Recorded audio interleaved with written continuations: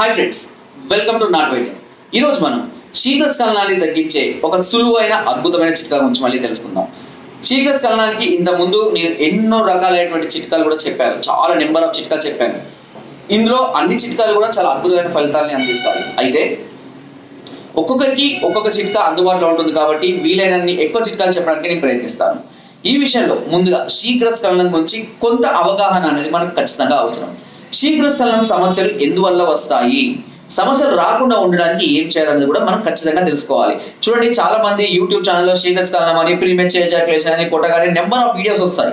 అందులో కొన్ని వీడియోస్ లో మాత్రమే వాటికి గల కారణాలు, అవి వాటికి కావాల్సినటువంటి రెమెడీస్ ని, అది విధానాన్ని కొన్ని వీడియోస్ వల్ల మాత్రమే నేను చూస్తూ ఉంటాను. ఓకే, అయితే చాలా మంది కూడా ఏంటంటే ఏదో ఒక చిన్న చిట్కా చెప్తారు, శీఘ్రస్ఖలనం తగ్గిపోతుంది అంటారు. ఆ చిట్కాలు వాడి ఏదైనా సైడ్ ఎఫెక్ట్ అని వస్తుంది, ఆ రిజల్ట్ రాకుండా పోతుంది. కారణం ఏంటి అంటే ఏదో అనుభవం లేనటువంటి వాళ్ళు కేవలం తెలిసి తెలియక ఏదో ఒక రకమైన చిట్కాలను పెట్టి వ్యూస్ ద్వారా వాళ్ళు కొంత డబ్బు సంపాదించాలి. ఎందుకంటే ఇది ఖచ్చితంగా ఒక వీక్ పాయింట్ ఎవరికైనా సరే ఇలాంటి సమస్యలు ఉన్నప్పుడు. కాబట్టి ఈ వీక్ పాయింట్ క్యాష్ చేసుకోవాలనే ఉద్దేశం తప్పించి అనుభవజ్ఞులైన డాక్టర్ల పర్యవేక్షణలో చెప్పిన చిట్కాలే మీకు పక్క రిజల్ట్ గా ఇస్తాయి. ఓకేనా? కాబట్టి కేవలం ఇమేజ్లు చూపించి, కేవలం ఏదో మనిషితోటి చెప్పించి ఇలాంటి వాడండి బాగుంటుంది అని చెప్పిన మాత్రం ఎట్టి పరిస్థితుల్లో మీరు నమ్మవద్దు. వాటిని నమ్మి సైడ్ ఎఫెక్ట్స్ పొందిన వాళ్ళు చాలా మంది ఉన్నారు. ఓకేనా?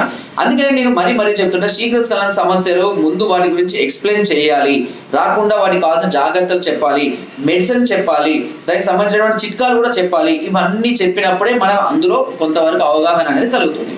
ఇప్పుడు శీఘ్రస్ఖలనం అంటే ఫ్రాక్షన్స్ ఆఫ్ సెకండ్స్ లోనే వీర్యం అనేది స్ఖలనం అయిపోతుంది రతిలో. ఇది అందరికీ తెలిసిన విషయమే, కొత్తగా ఏమీ లేదు. అయితే కొంతమందికి ఈ శీఘ్రస్ఖలనం అనేది డౌట్ గా ఉంటుంది, ఇది శీఘ్రస్ఖలనమేనా కాదా అని.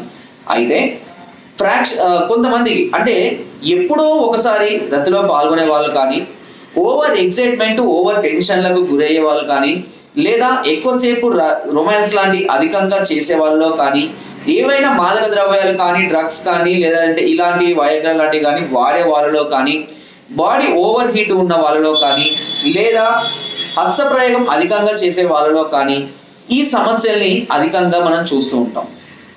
అది ఎప్పుడో ఒకసారి జరిగినంత మాత్రాన భయపడాల్సిన అవసరం లేదు. రెగ్యులర్ పార్టిసిపేషన్లో ఉండి కూడా రెగ్యులర్గా 1 మినిట్ 2 మినిట్ లోపే కనుక మీకు వీర్యం పడిపోతుంది అంటే అప్పుడు దాన్ని శీఘ్రస్ఖలనం సమస్య అనుకోవాలి. ఈ సమస్యను చాలా మంది ఏదో పొరపాటున ఎవరితో బయట తొందరపాటులో కలిసి ముందే పడిపోయిందని ఇలా చాలా మంది టెన్షన్ పడి నాకు ఫోన్ చేస్తుంటారు. అలాంటి వాటి గురించి మీరు భయపడద్దు. మీరు ఎప్పుడు రెగ్యులర్ పార్టిసిపేషన్లో ఉన్నప్పుడు, ఇలాంటివి జరిగినప్పుడు మాత్రమే ఫీల్ అవ్వాల్సి ఉంటుంది. దాని గురించి మనం ట్రీట్మెంట్ కానీ, సలహాలు కానీ, సూచనలు కానీ తీసుకోవాల్సి ఉంటుంది. ఓకేనా?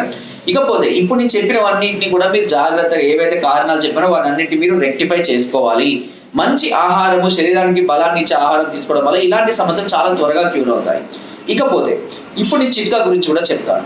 ఈ చిట్కాలకు వచ్చేసి మీకు అనువులు అంటే మనకు సూపర్ మార్కెట్లో దొరుకుతుంటాయి. ఇప్పుడు అనువులు ఒక 50 గ్రాముల అనువుల్ని తీసుకోండి, ఒక 50 గ్రాముల బాదం పప్పు తీసుకోండి, ఒక 50 గ్రాముల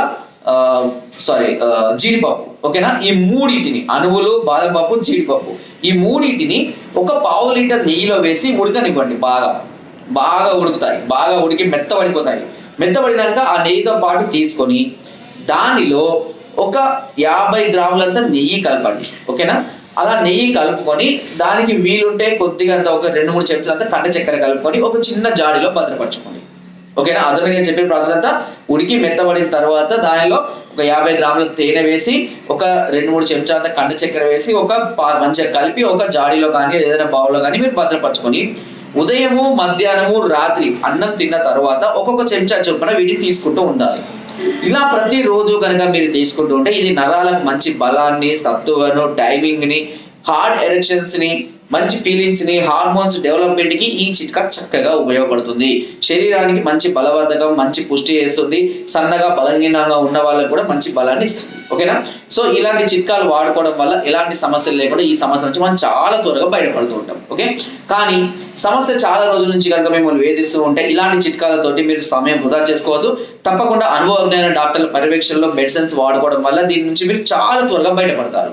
దీనికి సంబంధించినటువంటి మరిన్ని వివరాలు తెలుసుకోవడం కోసం పైన స్క్రోల్ నెంబర్స్ కి ఫోన్ ద్వారా లేదా వాట్సాప్ ద్వారా లేదా కింద డిస్క్రిప్షన్ ఉన్న మా యొక్క అడ్రస్ కూడా నేరుగా వచ్చి మమ్మల్ని సంప్రదించి మీ అన్ని రకాల సమస్యలకు సలహాలని సూచనని మెడిసిన్స్ కూడా తెప్పించుకోవచ్చు.